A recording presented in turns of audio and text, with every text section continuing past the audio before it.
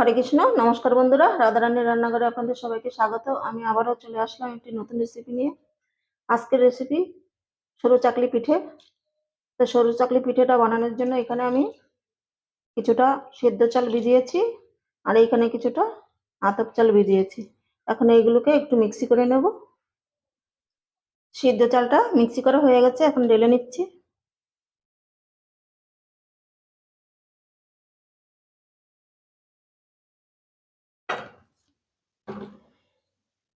এখন আমি এই আতপ চালটা মিক্সি করে নেব।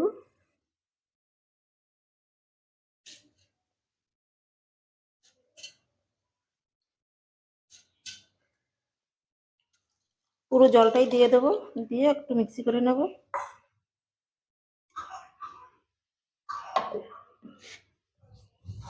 দুই রকমের চাল আমার মিক্সি করা হয়ে গেছে, ঢেলে নেব।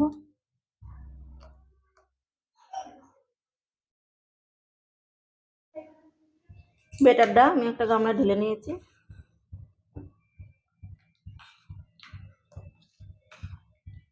এখন দিয়ে দেবো পরিমাণ মতন লবণ।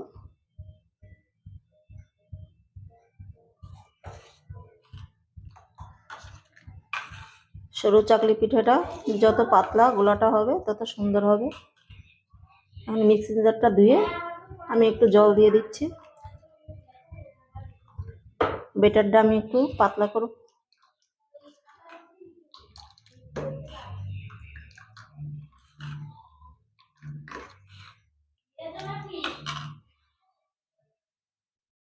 আর একটু জল দিয়ে দিচ্ছি।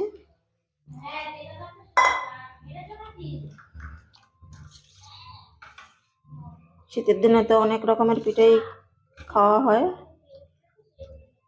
এরকম করে সরু চাকলি পিঠা একবার বানিয়ে খেয়ে দেখবেন।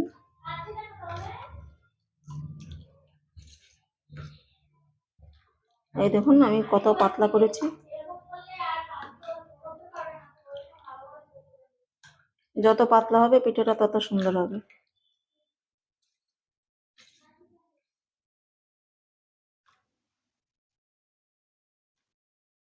আর এই গোলাটা কোনো রেস্টে রাখার কোনো দরকার নেই। যারা আতপ চালের গুঁড়ো দিয়ে করবেন তারা 30 মিনিট একটুখানি রেস্টে রেখে দেবেন।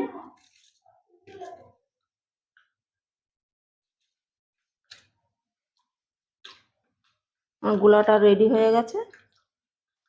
এরপরে আমরা পিঠেটা ভেজে নেব। পিঠেটা ভাজার জন্য আমি একটা ফ্রাই প্যান বসিয়ে দিয়েছি। আগে থেকে একটুখানি তেল ব্রাশ করে নিয়েছি। সুতির কাপড়, আমার ব্রাশটা হারিয়ে গেছে, খুঁজে পাচ্ছি না। আমি যে গুলাটা এই যে করে রেখেছিলাম, মানে এখান থেকে এক হাতা নেব।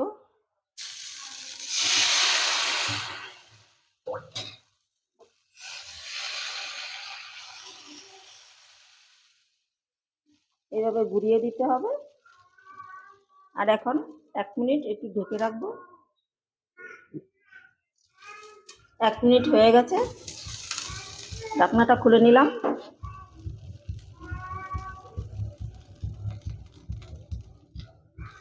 দেখুন কি সুন্দর উঠে এসছে।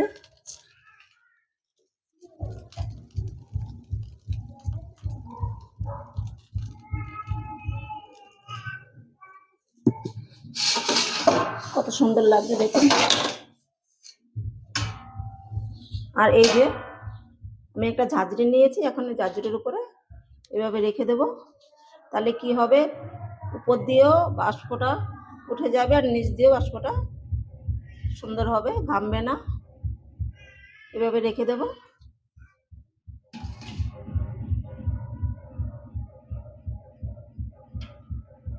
আবারও একটু তেল ব্রাশ করে নিচ্ছি।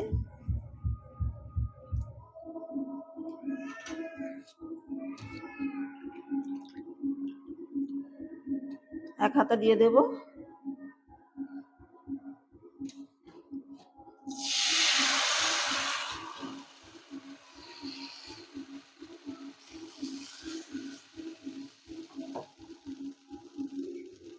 এক মিনিট ঢেকে রাখবো। 1 মিনিট হয়ে গেছে।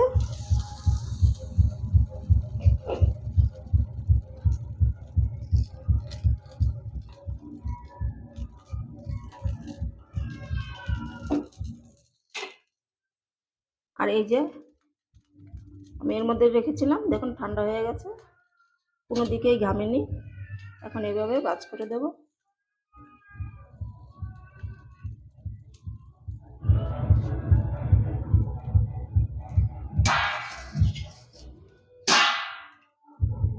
দেখুন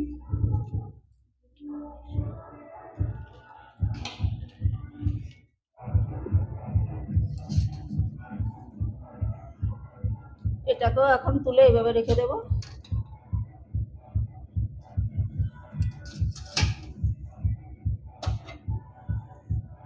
তেল ব্রাশ করে নিচ্ছি।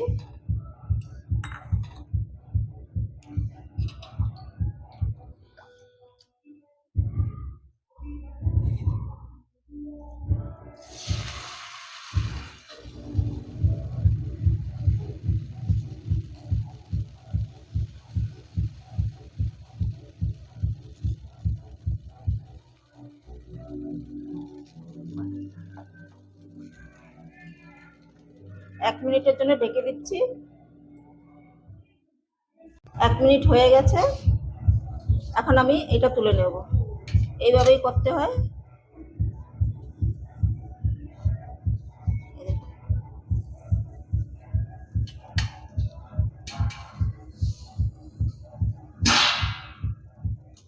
তুলে নিচ্ছি।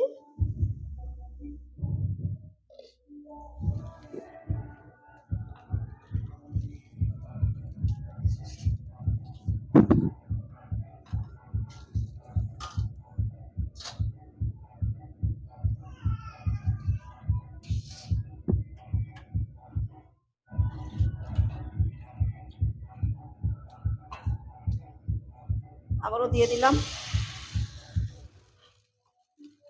তেলটা আমি এখন আর দিলাম না, একটু পরে দেব।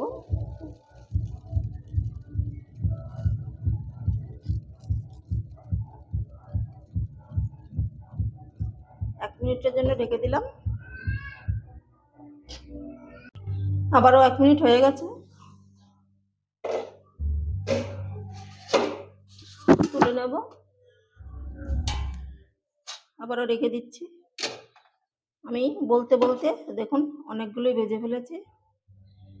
একইভাবে সবগুলো ভেজে নেব। সবগুলো পিঠে আমার বানানো হয়ে গেছে। এই দেখুন কত সুন্দর নরম হয়েছে।